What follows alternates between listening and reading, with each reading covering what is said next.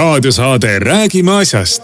Eesti asjadest nii nagu need on, räägivad Mart ja Martin Helme ning nende huvitavad saatekülalised pühapäeviti kell 11. Loe põnevate teemade kohta rohkem ka uudisteportaalist uueduudised.ee.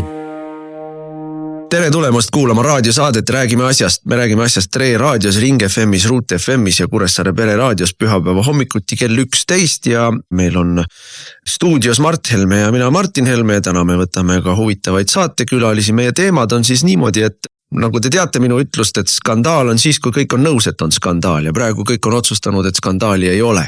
Aga tegelikult on suur skandaal. Esmaspäeval oli Riigikogu korruptsioonivastase erikomisjoni istung, millel võeti siis uuesti ette e-valimised ja e-valimiste turvalisus või mitteturvalisus ja absoluutne tuumapomm plahvatas seal sellest, et ongi meie e-valimised sisuliselt täielikult võltsitud 23. aasta Riigikogu valimised.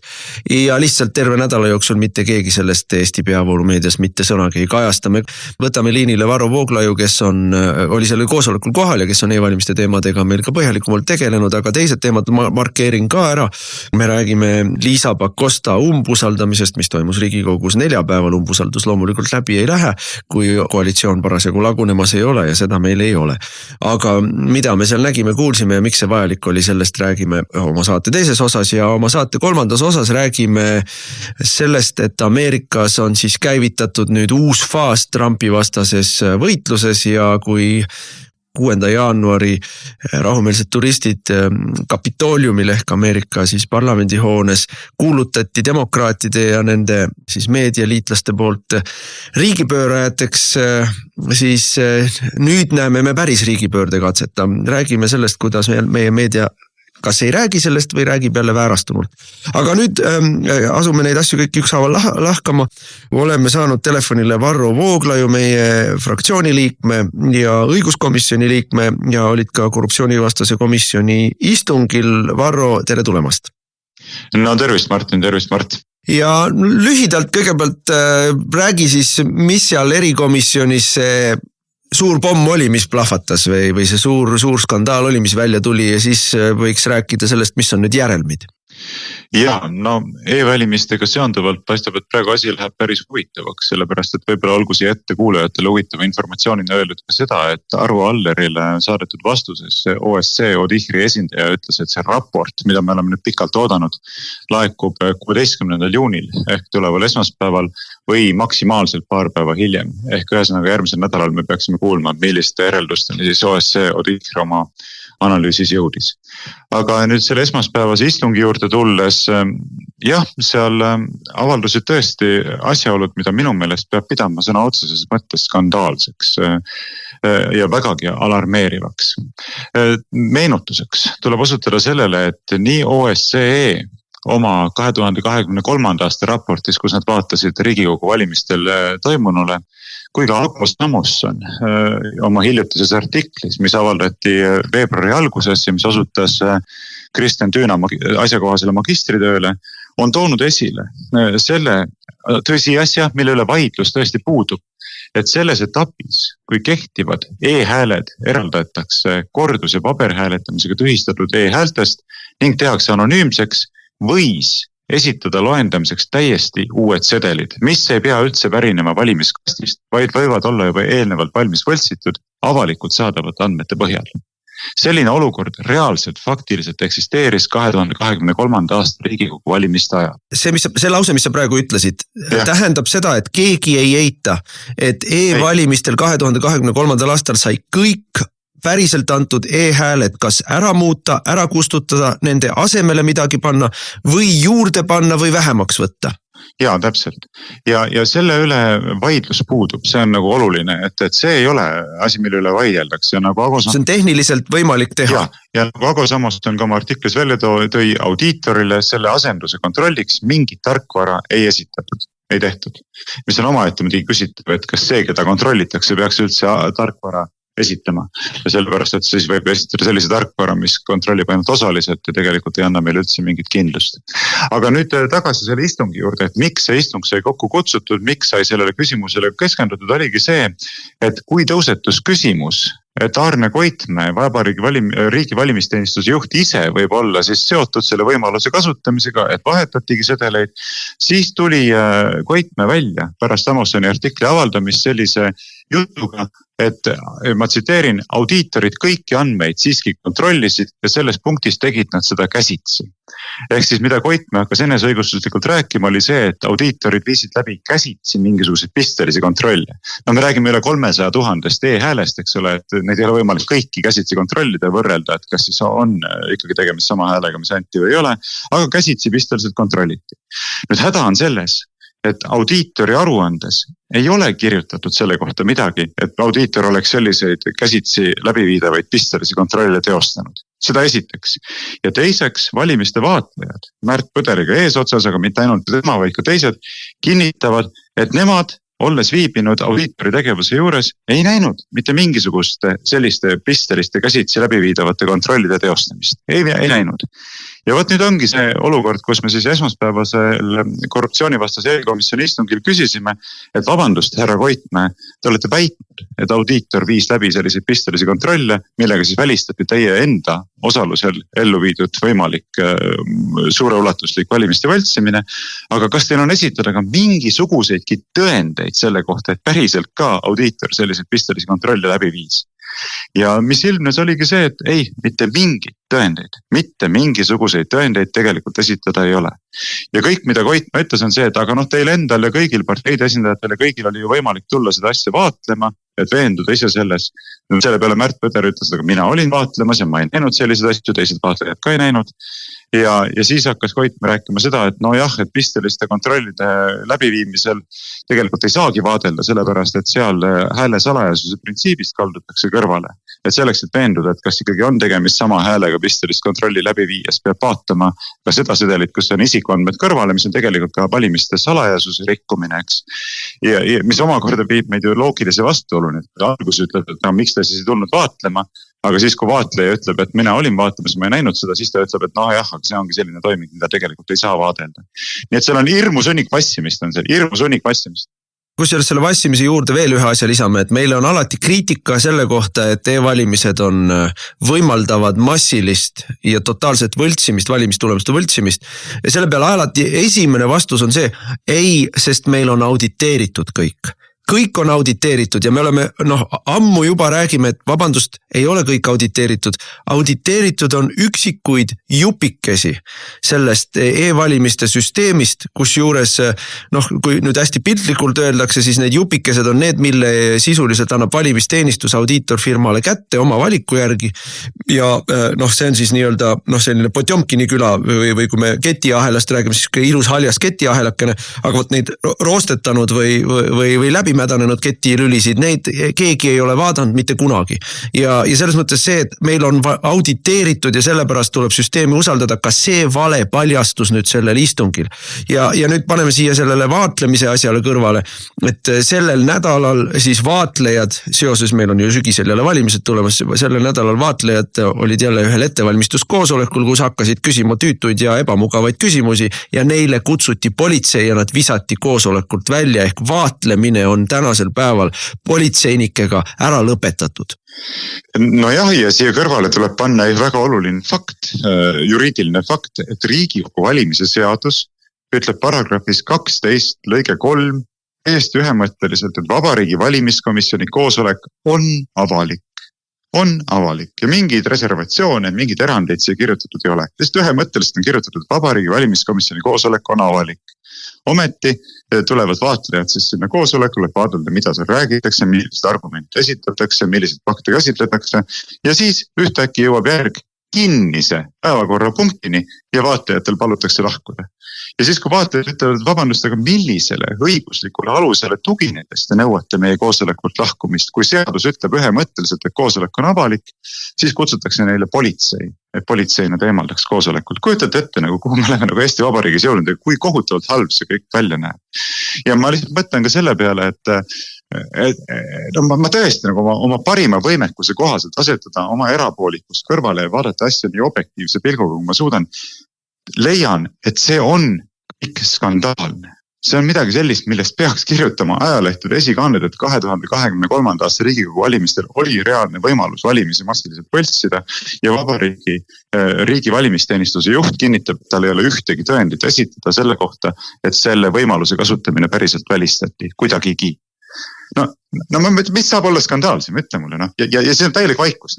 Meediakäitumine siin on ju veel eraldi skandaal ja sellest ma ütlen nii nagu Ameerika konservatiivid, et ei ole võimalik liiga palju põlastada peavoolumeediat. No ei ole võimalik liiga palju põlastada peavoolumeediat Eestis. Alumist piiri ei ole. Nad on nii põlastusväärsed. Ja ma paneksin siia kõrvale, Villu Kõve käis meil teisipäeval Riigikogu ees. Meil on selline formaat, et iga kord aastas käib Riigikohtu esimees meile rääkimas, mis siis toimub meil kohtusüsteemis ja ma ise ei saanud sellel istungil osaleda ja ei saanud talt küsimust küsida, aga küll ta rääkis ilusaid suuresõnalisi lugusid sellest, kui raske on ikka ja kui palju nad tööd teevad, aga ma oleks tahtnud talt küsida, et selle esmaspäevase koosoleku valguses sina, Villu Kõve, oled üks käsilane, kes aitas kinni mätsida riigipööret Eestis. Sellepärast, et kui meil on valimised, kus pooled hääled väidetavalt on, eks ole, ka umbes 300 000 häält oli siis e-hääled nii-öelda ja teist natuke rohkem, umbes sama palju oli siis paberhääled. Ja kui pooled hääled on sellisest, millest iga viimase kui sai keegi ära vahetada, ümber kirjutada, ära kustutada või üldse, äkki meil valimas käis e-hääletusega 10 inimest, 100 000 inimest, ükskama mis see number on, aga siis meile öeldakse, et aga me lugesime kokku 300 000 häält.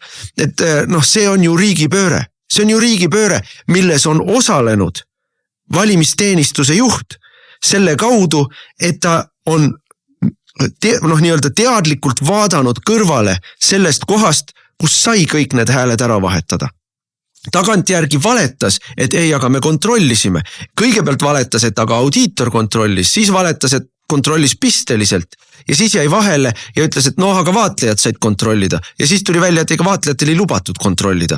Ja meil on Riigikogu koosseis, kus pooled loetud hääled on sellised, mille kohta tegelikult on, tänaseks päevaks võib faktiliselt tõdeda, puudub igasugunegi põhjus arvata, et nad on päriselt valija tahet väljendav mingisugune hääled.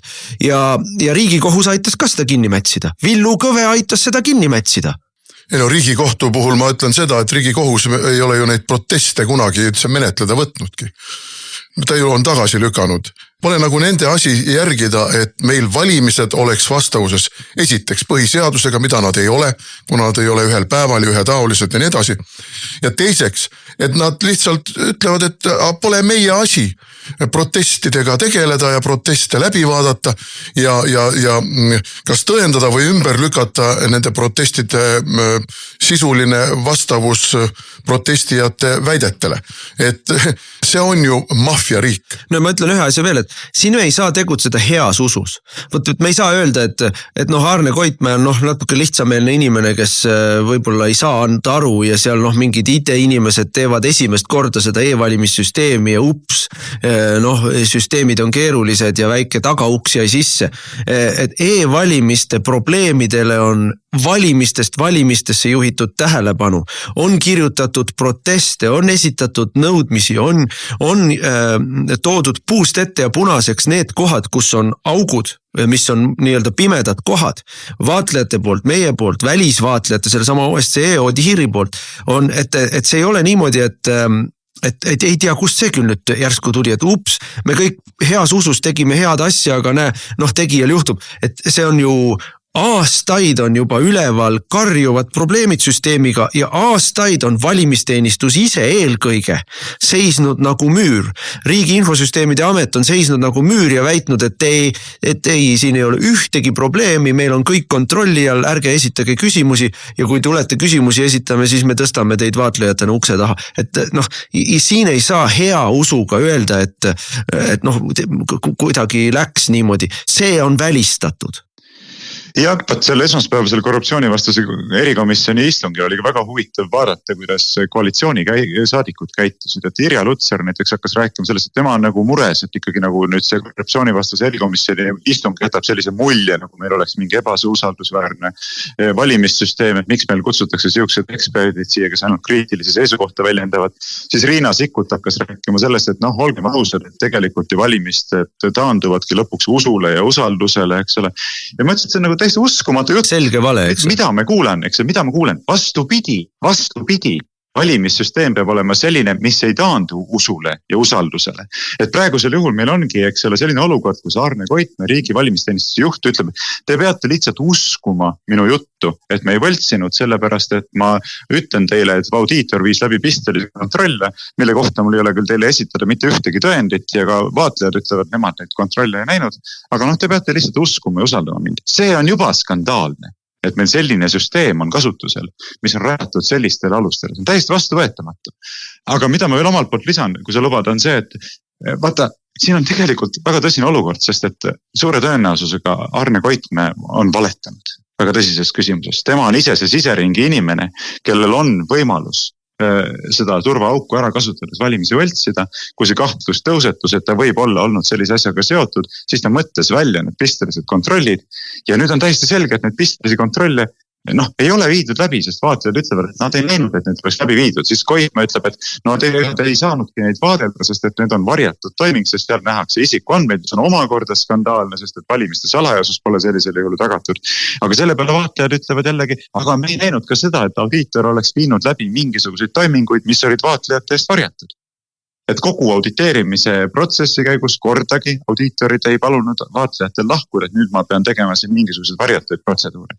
Ehk selle kohta ütlevad ka vaatajad täiesti selgelt, sellist asja ei olnud. Ei olnud sellist asja. Vähimal juhul tuleb Arne Koitmäe kohe lahti lasta. Vähimal juhul, sest et ta on täielikult kaotanud igasuguse usalduse. Vähimal juhul tuleb Arne Koitmäe lahti lasta, aga ausalt öeldes tuleks tal käed selja taha väänata ja sinna tuleks kriminaalasi alustada ja kriminaalparagraafe, mida uurida on siin terve plejaad alates põhiseadusliku korra vastasest tegevusest, sest et kui sa valimisi võltsid, siis sul on põhiseadus, ma ütlen, selle valimiste võltsimise kaudu on võimalik teha riigipööre.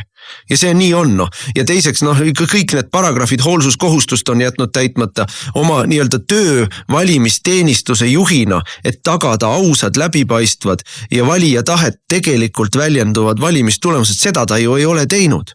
Ja siis ta on valetanud parlamendile ja avalikkusele.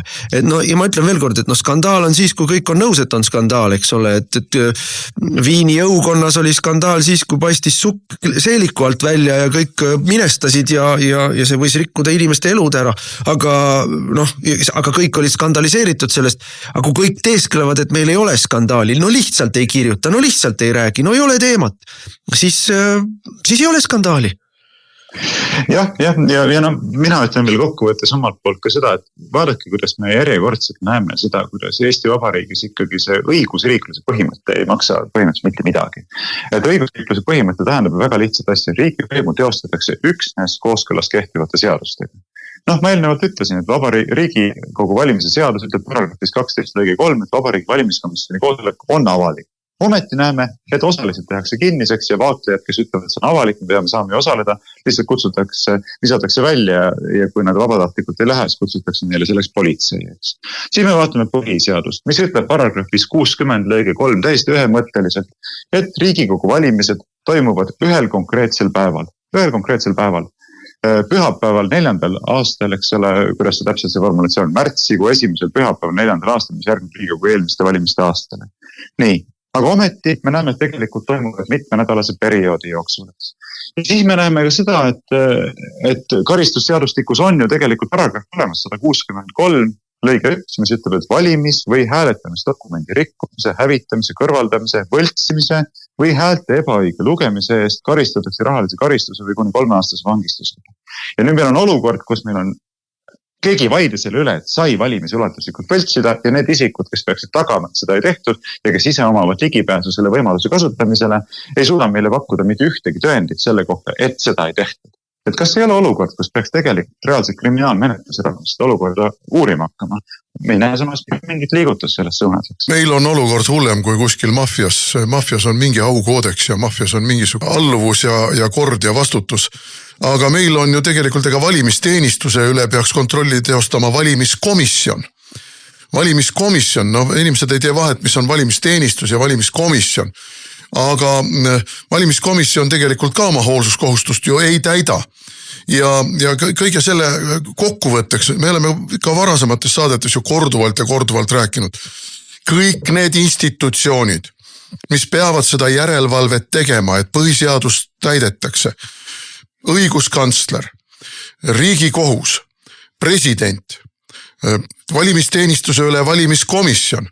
Kõik nad on ju tegelikult korrumpeerunud, sest et isegi kui neil nad ei ole veendunud, et nad ei ole kaasatud nendesse võltsimistesse, aga neil on kahtlusi, siis nende kohustus peaks olema need kahtlused ümber lükata, aga nagu me juba Riigikohtu puhul rääkisime, nad ei võta isegi menetlusse kaebusi, sellepärast et küll on neil siis ettekääne, et on aegunud, küll on ettekääne, et pole õigesti vormistatud, leitakse mingi formaalne põhjendus mitte käsitleda väga tõsist küsimust.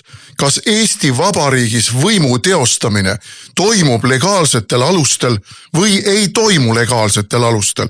Kas meil on tegemist võltsingute tulemusena paika upitatud marionettvalitsusega või meil on tõepoolest Eesti rahva tahtel kokku pandud valitsusega?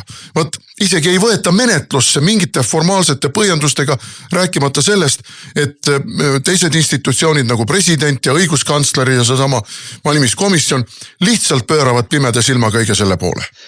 Jah, see on groteskne olukord, ma olen täiesti nõus sinuga selles mõttes ja kokkuvõttes see näitab muidugi järjekordselt seda, et mitte ainult õigusriikluse põhimõtte vastu puudub igasugune austus, vaid ka demokraatia põhimõtte vastu. Et kui päriselt oleks austus demokraatia põhimõtte vastu, siis tuleks ju väga selgelt sammud astuda selleks, et tagada valimiste maksimaalne usaldusväärsus.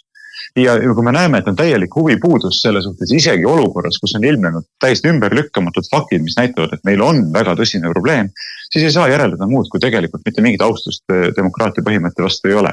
Samal ajal istub meil ametis valitsus, mida toetus on pikka aega juba kusagil seal 15%, mitte 20%, vaid 15%, kui me võtame arvesse ka need inimesed, kellel erakondlik eelistus kuulub, mitte mingit võimalust erakorralisi valimisi esile kutsuda ei ole, sellest seltskonnast lahti saada mingit võimalust ei ole, eks ole, ja siis me oleme isegi olukorras, kus me ei tea, kas nad on saanud võimule rahva tahte alusel. Kas on üleüldse teostanud rahva enamuse tahe? Me oleme olukorras, kus me tänasel päeval võime täiesti kindlas kõneviisis väita, et rahva tahet need valimistulemused 23. aastast ei peegelda. Et siin ei ole enam küsimus selles, et võib olla või kas või kuidas. Minu meelest eriti pärast seda esmaspäevast erikomisjoni istungit ja ma soovitan inimestel seda tagantjärgi vaadata, see on küll 1,5 tundi, aga minu meelest meil ei ole enam mitte küsimus, kas meil on ausad valimised olnud, vaid meil on selge, et meil ei olnud ausad valimised 23. aastal ja see, mida Mart kirjeldas, see on keskaegne müütiline elukas nimega Ouroboros, kes ise ennast sabast sööb. Kõik need institutsioonid, Riigikohus, president, õiguskantsler,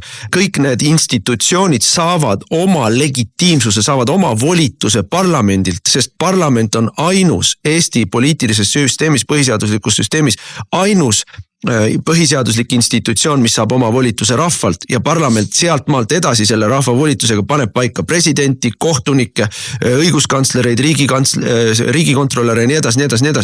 Et, ja kui sa selle esimese etapi sealt vahelt ära võltsid, siis kõik järgmised etapid on juba võltsitud. Et selles mõttes meil on minu meelest totaalne põhiseaduslik kriis. No meil on totaalne põhiseaduslik kriis ja ma veel kord ütlen seda, mis me eelnevalt juba asutasime, et see, et näiteks meedia ei tunne selle vastu üldse mitte mingit huvi. Terve nädala jooksul ma ootasin, et mida nüüd kirjutab Postimees, mida ERR, mida Delfi selle esmaspäevase korruptsioonivastase komisjoni istungi kohta ja nüüd on nädala lõpp käes ja me näeme, et ei kirjutanudki mitte midagi. Ja lihtsalt ei võtnud tooni peale. See omakorda näitab ikka seda, et kogu see süsteem on nii läbi kasvanud, mitte ainult riigisüsteem, vaid ka meediasüsteem, moodustades ühes kabaali. See on päris õudne pilt, käed lõjuvad osutajad rüpped, ma ei tea. No sellepärast, et riiki valitseb tegelikult süvariik. Riiki valitsevad eriteenistused, kes omakorda on juhitavad ja manipuleeritavad ja kellel esitavad siis nii-öelda tööülesandeid teiste suuremate riikide, meie nii-öelda liitlasriikide eriteenistused. ja see, mis toimub praegu Ameerika Ühendriikides, me jõuame täna vast saates seda ka käsitleda natuke, on ju tegelikult selle sama süvariigi mäss Trumpi vastu, kes selle süvariigi võimu on asunud välja juurima, et tegelikult valitseksid riiki, ühiskonda juhiksid need inimesed, kes on rahvalt mandaadi saanud, mitte need pimedad urkad, kus istuvad mingisugused nimetud, näotud ametnikud, deep throated, nagu öeldakse inglise keeles, sügavad kurgud, kes sealt dikteerivad ühiskonnale, mis on aktsepteeritav, mis ei ole aktsepteeritav, keda võib edutada, keda ei või edutada, kes tuleb tühistada, maha tallata, hävitada nii majanduslikult kui moraalselt. Me oleme praegu Eestis ka see ühiskond, mida ei juhi meie, kes me oleme rahvalt mandaadi saanud või vähemalt taotlenud selle mandaadi saamist. Meie mandaat on poole väiksem, see on jagatud 2 kui see, mis me tegelikult saime, no seda me ju nüüd saame aru. Ma lisan omalt poolt ühe mõtte lõppu, mis võiks panna inimesi mõtlema. Vaata, meid süüdistatakse päris tihti meie oponentide poolt alusetult mingisugustes Venemaa narratiivide jagamiseks. Aga mina tõstataks omalt poolt siin selle küsimuse, et kujutagem nüüd ette sellist olukorda, kus näiteks Venemaa võimuringkonnad ütlevad, et Eesti Vabariigi valitsus ei esinda Eesti rahvast. Ei esinda tegelikult Eesti rahvast, rahva enamust. Et nüüd küsigem, kui selline väide näiteks esitatakse, kas see on valelik Venemaa propaganda või on see tegelikult reaalselt nii? Kas ei ole reaalselt nii, kui meil on valimissüsteem, mille puhul, eks ole, nüüd me ei saa mitte kuidagi kindlad olla, et võimule on saanud need, keda rahvas on sinna valinud, või pigem isegi paistab, et ei ole saanud, nagu see Martin osutas. Ja siis meil on selle järel veel võimul seltskond, kelle toetus on stabiilselt selline, et 15% kodanikest toetavad neid. Vaat, minu meelest, kui me tahaksime, et selliste süüdistustega ei saaks Eestit rünnata ja Eesti inimeste usaldust oma enda riigi vastu õõnestada, siis me peaksime ka päriselt seisma selle eest, et meil ei oleks niisugust reaalsust, et meil ei oleks niisuguseid probleeme, meil oleks usaldusväärne valimissüsteem ja meil oleks ka selline poliitiline süsteem, kus rahva usalduse kaotanud seltskond on võimalik võimult välja vahetada erakorraliste valimiste teel, aga mitte kumbagi absoluutselt ei taheta teha, kumbagi taheta ellu viia, oleks väga rahul selle olukorraga, mis on. Siis räägitakse meil ainult mingist Venemaa propagandast ja Venemaa narratiividest, eks, istudes ise see hunniku otsas, mis tegelikult täpselt niisugune ongi. Et ütelge mulle, kes siis tegelikult siin mingid Venemaa narratiive või Venemaa huve esindab. Kas need, kes tahavad, et meil oleks aus süsteem või need, kes ei taha?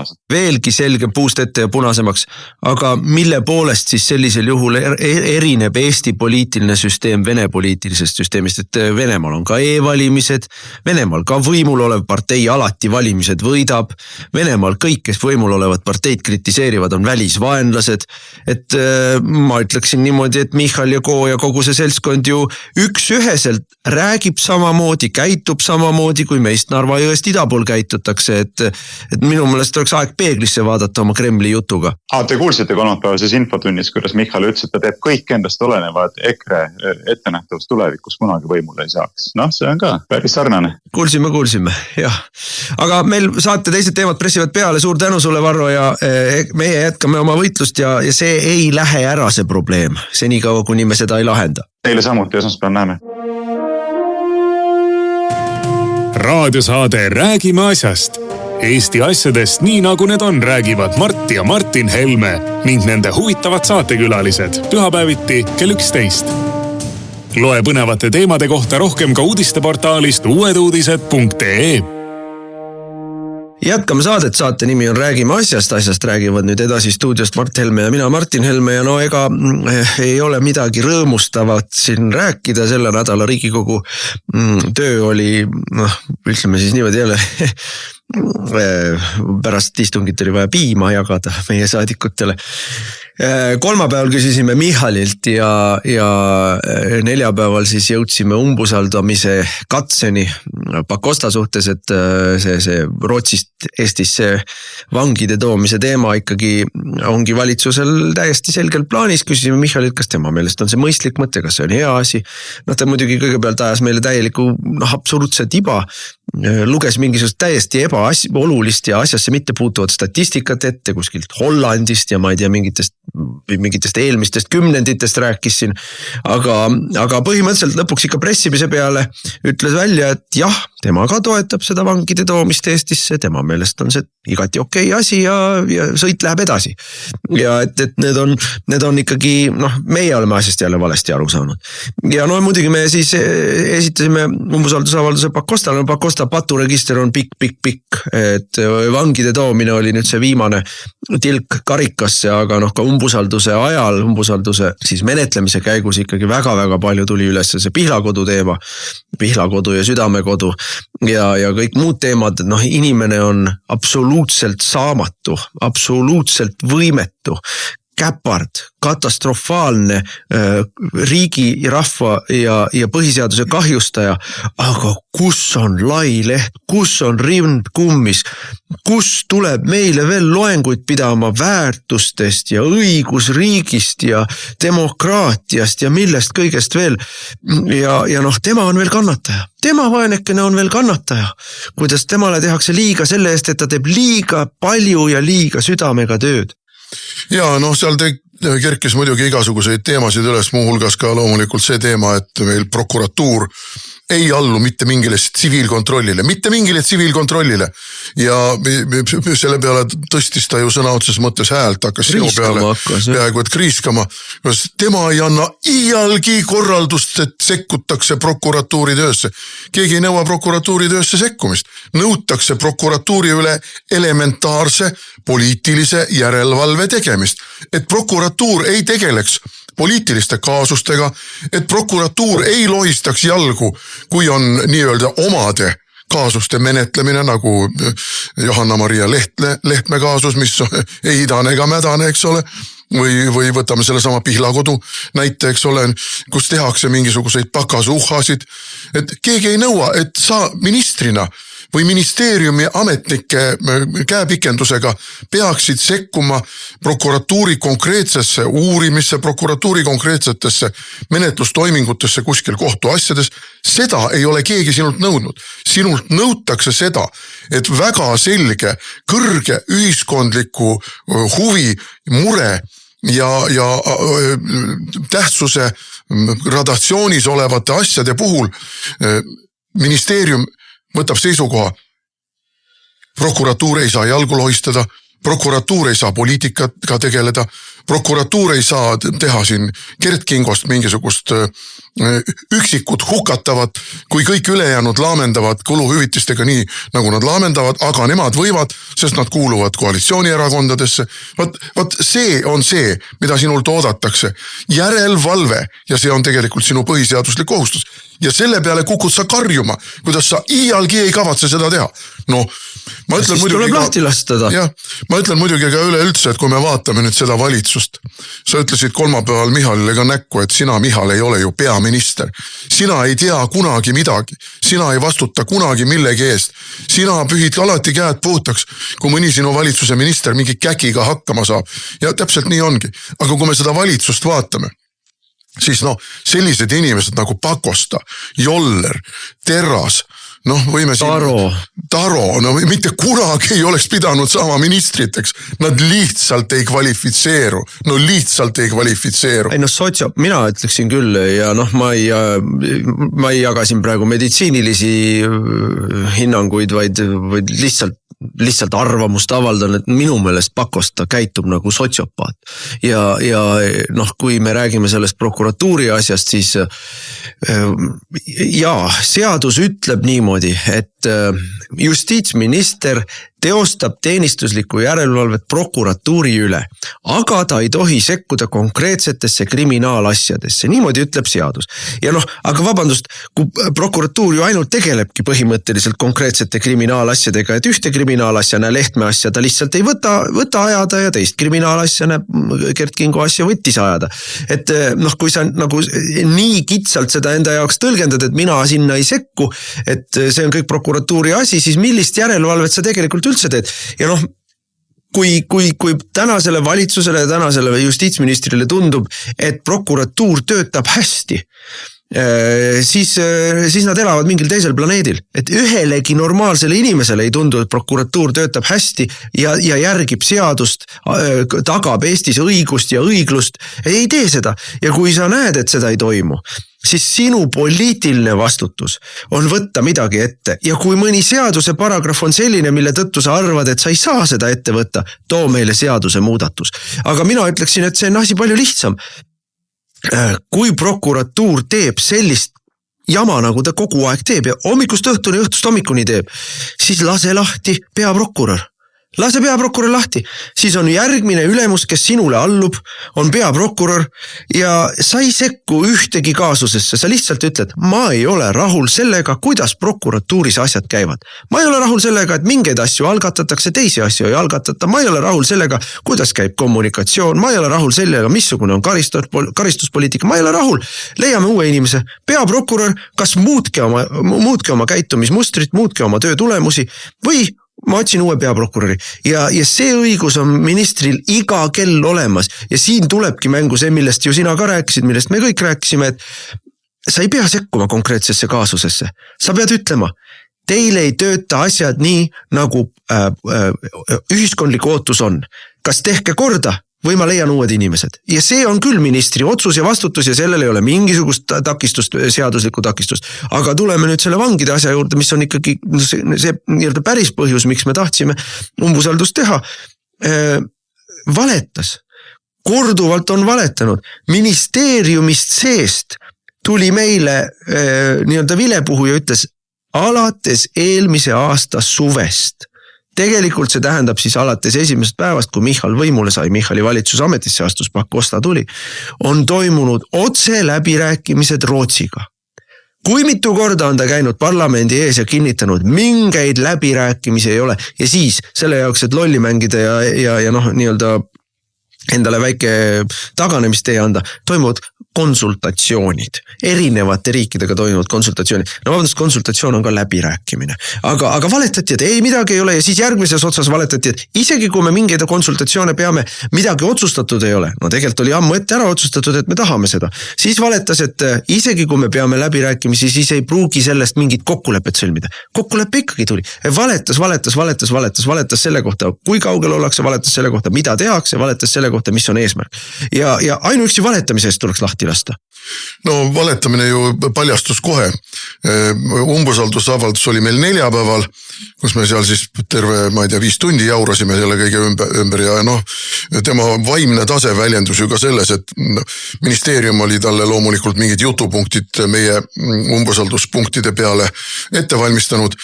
Kui umbusaldus pikemaks läks ja küsimusi muudkui kuhjus, siis ega ta ei osanud ju mitte midagi muud öelda, kui korrutas meile kogu aeg ühte ja sama. Neid ühtesid ja samu jutte, mis ametnikud olid talle nina alla kirjutanud. Inimesel endal absoluutselt aju ei tööta, et fabuleerida, laiendada teemat, uusi argumente tuua, mitte midagi taolist. Tuimalt raiutakse ainult seda juttu, mis ametnikud on nina alla kirjutanud. No juba see näitab. Stratcom oli ette öelnud, ükskõik mida küsitakse, sina räägid ühte ja sama juttu. No jah, aga see näitab, et mingit poliitilist juhtimist meil ei ole. Meil ei ole tsiviilkontrolli nende ametiasutuste üle, mis tegelikult on ministeeriumite alluvuses. No aga ma ei ütleks, et meil oli see kogu see operatsioon kuidagi mõttetu või asjatu. Noh, nad ju tegelikult, siin koalitsioon tegeles trollimisega, Liisa-Ly Pakosta ise tegeles ka trollimisega, et me esitasime umbusaldusavalduse kolmapäeva, ütleme, Eesti poliitilises komberuumis, nagu meil on siuke kena sõna, on ikkagi, et samal päeval tehakse ka umbusalduse menetlemine saalis ära. Aga nemad panid selle neljapäeva peale ja teadlikult sellepärast, et neljapäevane päevakord oli üsna hõre, seal olid ainult paar ettekannet Eesti Pangalt ja Finantsinspektsioonilt, mingeid hääletusi plaanis ei olnud, väga paljud saadikud olid endale pannud juba päeva teise poole erinevad kohtumised oma ringkondades, läksid Tallinnast, plaan oli Tallinnast ära minna. Ja siis kiirkorraga tehti plaanid ümber, hoiti saadikud Tallinnas, aga kella 1 või 2 maksimaalselt kestab tavaliselt teisipäevane või vabas neljapäevane istung, nii teisipäevane kui neljapäevane. Ja selle plaaniga oli sealt ikkagi edasi mindud, et me kella 2 läheme lähme siis Riigikogust ära, aga nad lasid üle 3 selle ja noh, tulemuseks oli see, et terve hulk saadikud, noh näiteks meiegi fraktsioonist olid sunnitud minema näiteks oma volikogu istungitele oma kohalikes omavalitsustes ja noh, see oli neil meelega tehtud, et noh, võimalikult vähe opositsioonisaadikuid oleks kohal, aga kasu oli ikkagi sellepärast, et inimene näitas kõigepealt, mis valitsus meil on, kui tasemel või mitte tasemel valitsus meil on, teiseks ikkagi rääkis kõik need asjad üle meile. Nende meelest nii ongi, et kui sa tood 600 kõige ilgemat moslemi kõrilõikajad Rootsist Eestisse, siis see suurendab Eesti turvalisust. Ja räägibki sellist juttu ja räägibki, kuidas nad sinna loogikaga jõuavad, sellepärast, et me palkame juurde 200 vangivalvurit ja vangivalvurid lähevad statistikas arvesse kui siseturvalisuse töötajad ja kuna me oleme 200 siseturvalisuse töötajat juurde palganud, siis meil siseturvalisus suurenes. Täiesti haiglane tekst, täiesti haiglane äraspidine maakera. Ja, aga ma tahtsin jõuda selleni enne, et neljapäeval oli umbusaldus, aga juba reedel tuli uudis, et valitsus andis Pakostale volituse allkirjastada Rootsiga leping. Leping esialgu on 5 aastaks, loomulikult seda lepingut saab pikendada või pikeneb ta isegi automaatselt, ma seda ei oska praegu peast öelda. Katkestamiseks tuleb aasta ette teatada. See näitabki, et tegelikult oli ju kõik otsustatud. See on nii tüüpiline reformierakondlik teerull, mis lihtsalt sõidab edasi, sõidab üle avalikust arvamusest, sõidab üle opositsioonist, sõidab üle ka sellest samast siseturvalisuse riskidest. Eesti huvidest sõidab üle. Eesti huvidest sõidab üle, täpselt nii. Ja mina tõstatasin tegelikult ju seal, õigemini meie fraktsioon, Anti Poolamets tõstatas selle küsimuse, et tema on väga tähelepanelikult lugenud lepingut ja seal on peenes kirjas muide kirjutatud üks niisugune asi, mis lükkas jälle järjekordselt ümber ühe vale, mida Pakosta meile kogu aeg korrutas. Mitte keegi neist ei vabane Eestisse. Vabandust, seal on peenes kirjas kirjutatud, kõigil neil on õigus kirjutada asüülitaotlus. See tähendab seda, et enne kui nad vabanevad, võivad nad kirjutada asüülitaotluse Eesti Vabariigile ja Eesti Vabariik hakkab menetlema, nad vabanevad Eestisse ja on siin seni, kuni nende asüülitaotlust menetletakse ja võivadki saada selle asüüli ja võivadki jääda siia. Need kõrilõikajad vägistavad, ma tea, usuhullud, kes iganes nad on. Et see on üks asi. Teine asi on see, korrutati meile kogu aeg, kus praeguses julgeoleku olukorras, see tähendab, et Rootsi kui liitlasriik on huvitatud Eesti turvalisusest ja Eesti riikluse püsimisest. Tore, aga kui Vene 5. kolonn või Vene rohelised mehikesed või GRU kõrilõikajad tulevad ja teevad mingi operatsiooni, kus nad võtavad selle vangla tunniks ajaks üle ja teevad kõik kogi uksed lahti ja lasevad need 600 kõrilõikajad mööda Eestit, mööda Tartut kõigepealt ja mööda Eestit laiali. Kas see suurendab meie turvalisust ja see ei ole üldse mingi teoreetiline võimalus? Ukraina suhtus. Ei no, ma tõin ka näite. 1940. aastal, mida tegi Punaarmee? Nii kui ta siin võimu üle võttis, tegi vanglate uksed lahti. Ja, aga noh, ma ütlen, Ukrainas tegi 3 aastat tagasi sama asja. Täpselt. Et ühiskondliku kaose külvamine on ju nende lemmik tegevus. Ja noh, selle kõige juures siis Pakostasel, noh, ütleme selles mõttes, no, ei jään ikka selle juurde, sotsiopaat, täiesti ebaadekvaatne arusaamine oma rollist ministrina, täiesti ebaadekvaatne arusaamine sellest, mis on ühiskonna huvid või miks üldse kriitika tuli, selline, noh, ohver, kohe muutus ohvriks, minule tehakse liiga selle eest, et ma olen oma töös usin ja tahan head. No tähesti, see on sotsiopaadi lähenemine. Mina ainult kogu aeg ja kõik teevad mulle liiga selle eest, et ma midagi head kogu aeg tahan teile head teha. Ja normaalses poliitilises süsteemis selliseid inimesed mitte kunagi ei saaks Riigikogusse või kui saaks, ei oleks neid seal kriitiline mass, aga nagu me rääkisime eelmises teemas, meil said ja kui nad siis seal saavad ministrina lagastama hakata, hävitama hakata ühiskonda, siis üldiselt normaalses poliitilises süsteemis ikkagi see nii-öelda pidur tuleb peale või opositsioon võtab nad rajalt maha, ühiskondlik arvamus võtab nad rajalt maha, meil ühtegi neist süsteemidest, neist pidurisüsteemidest ei ole. Ja, aga see on üle-euroopaline probleem. Ja loomulikult. See on üle-euroopaline probleem, ei saaks olla normaalses poliitilises süsteemis, nii nagu see oli veel, ütleme, võib-olla 20 aastat tagasi. Euroopa Komisjoni juhiks selline inimene nagu Ursula von der Leyen, ei saaks olla Euroopa kõrge välisesindaja selline inimene nagu Kaja Kallas, no see kõik on ju grotesk lihtsalt. Ei saaks olla selline pisikene Napoleoni kompleksiga tegelane nagu Emmanuel Macron, Prantsusmaa president, no lihtsalt ei saaks.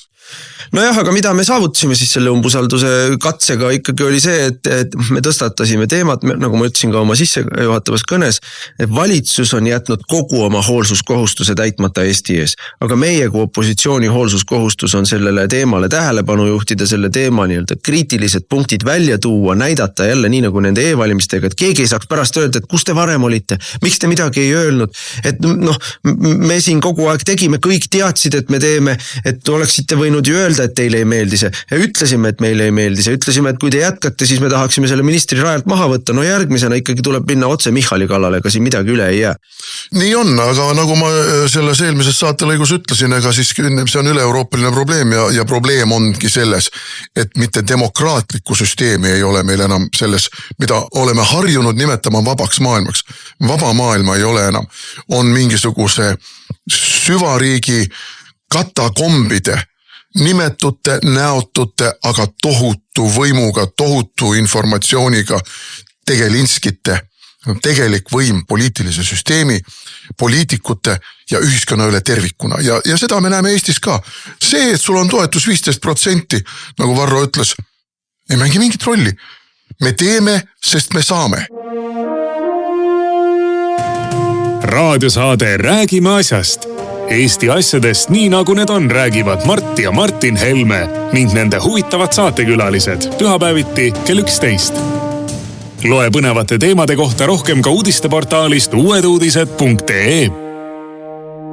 Jätkame saadet, lähme jälle Ameerikasse, nagu me siin oleme mitmel korral öelnud, me siin oleme Ameerika hääl õige mitmekihilises tähenduses, et me räägime sellest, mis seal toimub, sellepärast, et Eesti peavoolumeedias ükskõik mida te loete Trumpi kohta või Ameerika valitsuse administratsiooni tegevuse kohta.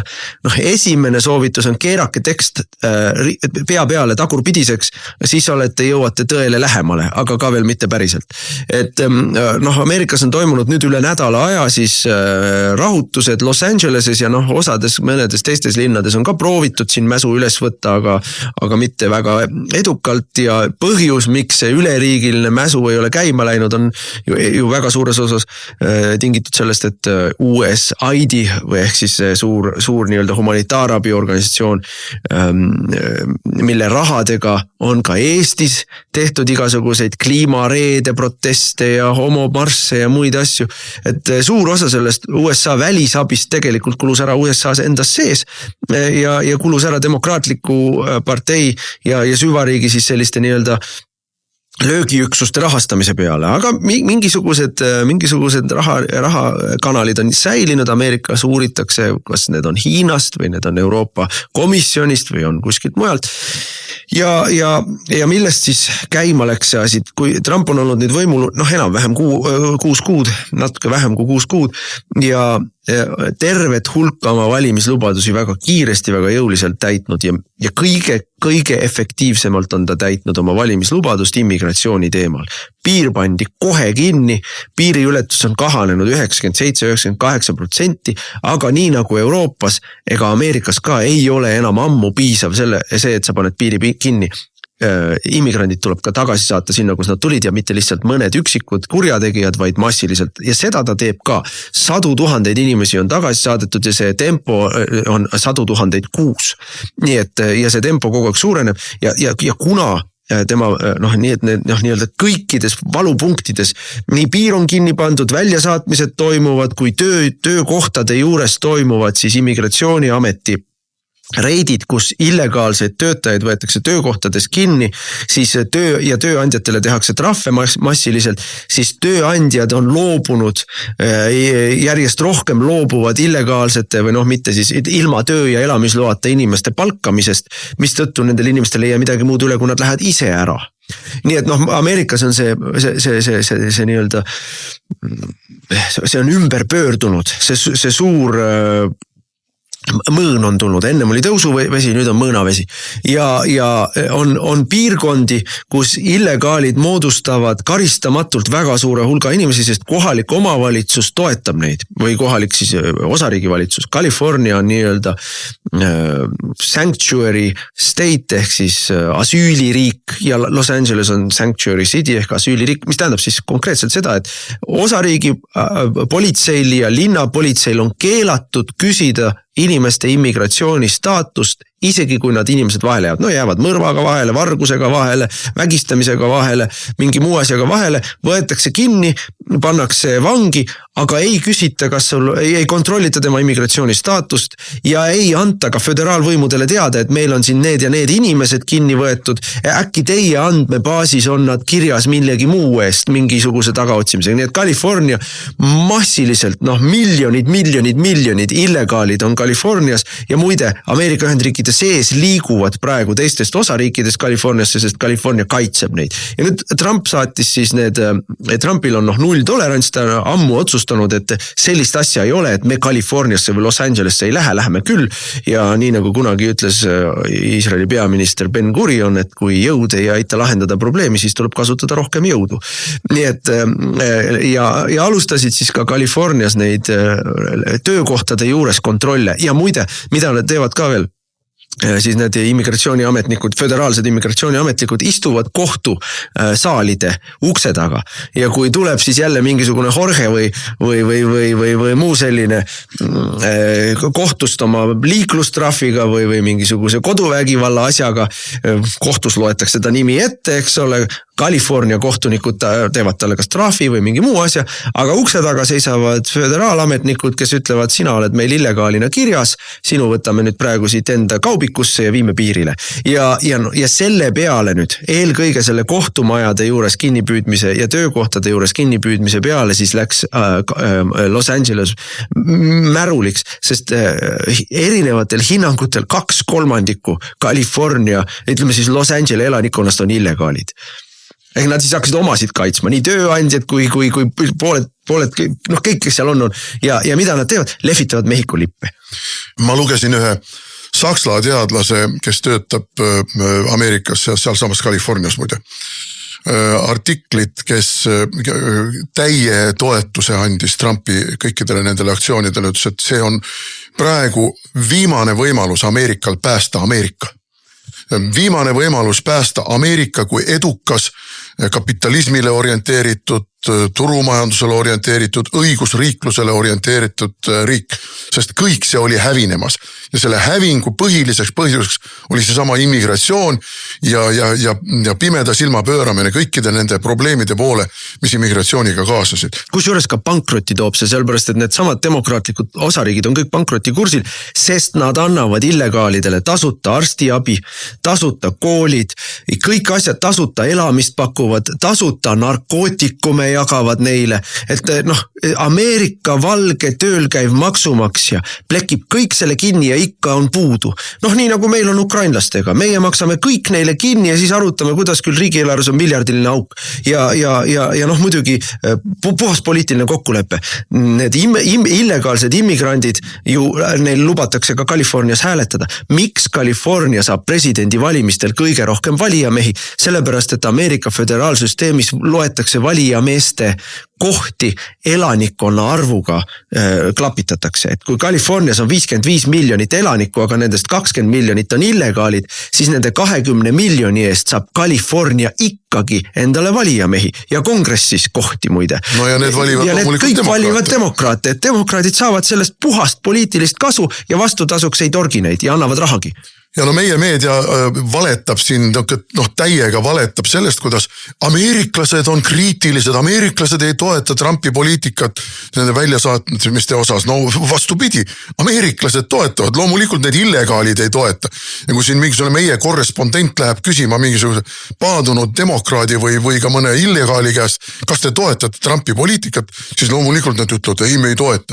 No see on täpselt sama nagu meil TV3 tegi siin mingisuguse millal see oli teisipäeval või esmaspäeval, mäletagi, klipi sellest, kuidas Varro Vooglaid on ikka väga kremlimeelne inimene ja kus siis võeti ka tänavalt mingid tudiseva tädikese käest, kes ei see EKRE ikka on selline ja kui CNN ütleb, et Trumpi ei toetata, siis vabandage väga, et CNN-i ei vaata mitte keegi, kui MSNBC ja ABC ja NBC ja mis nad seal kõik need on, et neid kanaleid ei vaata keegi peale teiste vasakpoolsete, need on kõik ainult vasakpoolsete Kaja Kamber, kedagi ei huvita, et nad kriiskavad seal midagi rassismist ja õigusriigist ja kõik ameeriklased, mina lugesin ka neid kommentaare, näiteks X-is ütles, täpselt selle poolt ma andsingi oma hääle. Täpselt selle poolt ma andsingi päästa Californiaga. No seal on suur sükene juriidiline pseudovaidlus, kas Trump oleks tohtinud saata, kas Trump tohib kasutada siis rahvuskaarti ilma kuberneri nõusolekuta ja Ameerika põhiseadus ütleb, et jah, tohib. Ja seal on mingisugused muud seadused, mis seavad mingeid tingimusi, aga jah, tohib ja Trump ise ütles väga selge sõnaga. 20. aastal, see oli siis, kui olid valimised tulemus, siis George Lloydi teemalised mäsud üle terve Ameerika käisid ja siis ma ootasin ja mulle ka anti nõu, et sa pead kõigepealt ootama, et kuberner palub föderaalvõimudelt abi, et siis saab president saata abi ja ma jäingi ootama ja linnad põletati maha ja inimeste varasid hävitati, inimesi tapeti tänaval ja demokraatlik meedia rääkis ikka, kuidas see kõik on rahumeelne ja siis läks mõni kuu mööda ja see sama demokraatlik meedia, kes oli seisnud põlevate autode ja põlevate poodide ja põlevate kohtuhoonete ja politseijaoskondade ees ja rääkinud sirge silmaga, kuidas need on rahumeelsed protestid, siis see sama meedia rääkis 6. jaanuaril 2021, kui kongress hääletas selle üle, kas valimiste võltsimise puhul saab kinnitada valimistulemusi või mitte. Ja Trump kutsus oma toetajaid Washingtoni rahumeelsed, need olid päriselt rahumeelsed, keegi ei lõhkunud midagi, keegi ei purustanud midagi ja siis see oli riigipöörde katse ja nüüd Trump ütleb selge sõnaga, praegu toimub välisinvasioon, välismaalt illegaalselt riiki tulnud inimesed, miljonid neist lehvitavad välisriigi lippu, kasutavad vägivalda kohaliku võimu vastu, föderaalvõimu vastu, see on välisinvasioon ja riigipöörde katse ja ma ei lase sellel juhtuda, punkt. Nii palju jõudu kui vaja kasutan ja ameeriklased on sellega rahul. Ja ja see sakslane, keda ma siin nimetasin, sakslane kirjutab veel, aga tema arvates Euroopas on juba šanss läinud. Oleneb riigist, ma muidugi ütlen. Ta loeb 3 riiki üles, Prantsusmaa, Inglismaa ja Saksamaa. Et tema meelest nendes 3 riigis, eelkõige Saksamaal, on tegelikult momentum juba kaduma läinud. Ma hindan umbes samamoodi, et ma käisin eelmisel nädala lõpul Prantsusmaal ja Prantsusmaad on veel alles. Aga mitte Pariisis ja mitte Marseilles ja Prantsusmaa, ütleme selles mõttes ma pidasin seal ka kõne, kus ma selge sõnaga ütlesin, et mitte lihtsalt või andsin ka intervjuusid, et ei piisa sellest, kui me ütleme, et paneme piirid kinni, sellest ei piisa, välja on vaja hakata saatma ja miljonite kaupa on vaja välja hakata saatma, sellest ka ei piisa, kui me saame ühe 5-kordse vägistaja ja pedofiili kätte ja tema siis saadame 5-aastase kohtuprotsessi järel kuhugi Süüriasse või Afganistani tagasi, see ei ole piisav. Miljonite kaupa siia tulnud inimesed tuleb tagasi saata sinna, kus nad läksid, siis on võimalik midagi veel saavutada. Aga Euroopas ei tohi sellest veel rääkida ja mina ütlesin seda sama sealt Sepakis Ungaris 2 nädalat tagasi, et Trumpi võimule saamine on andnud Euroopase momentumi, võimaluste akna. Trump räägib repatrieerimisest ja teeb seda repatrieerimist. Meie Euroopas peame pressima praegu sama jutuga.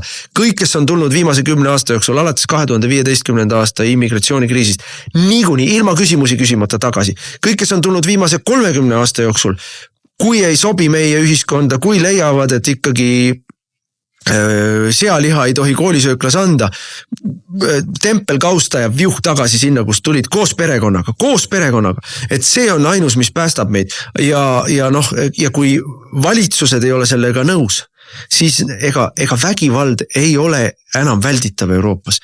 Vägivald on juba kohal. Iga päev bussitatakse inimesi, iga päev vägistatakse inimesi, iga päev toimuvad rünnakud ja see vägivald on juba kohal. Nüüd on küsimus selles, millal vastu vägivald puhkeb ja kui me neid välja hakkame saatma, siis samamoodi nagu praegu Los Angeleses, ega ka see ei toimu ilma vägivallata. Me näeme praegu, see, mis Trumpi vastu tehakse, on ju vägivaldne mäss selle vastu, et päästa riiki.